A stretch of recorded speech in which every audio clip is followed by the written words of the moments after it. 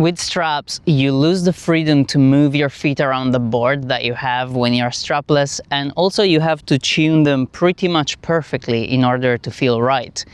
But once you're there, they will give you superior control for things like jumping, hard carving, chasing speed, or breaching the foil. So in general, straps are only a must for more advanced riding and just a matter of preference for average riding.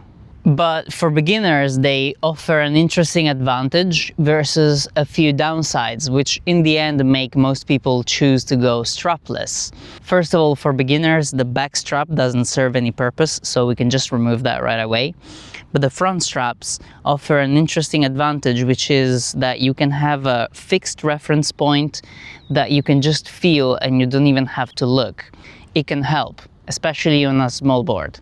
But the downsides are that most of the times the straps are in your way when you're on your knees, that you can't move your front foot around to explore the sensations and reaction behavior of the board, and above all, that when you fall, you might get your ankle twisted pretty bad.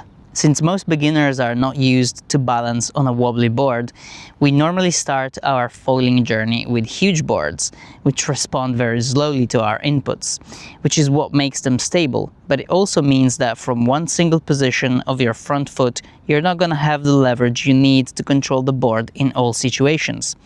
But if you start getting into winging and you only have a board that is not very big, then using straps might help you. To quantify, a big board for beginners, which should not be used with straps, would be a 150-liter board for a 70 kilograms rider. You can start using straps when the liters of the board get closer to your weight in kilograms.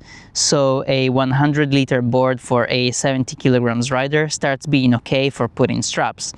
And if this 70 kilograms rider were to try wing foiling for the first time with this 100-liter board, it would most likely be easier with straps than without.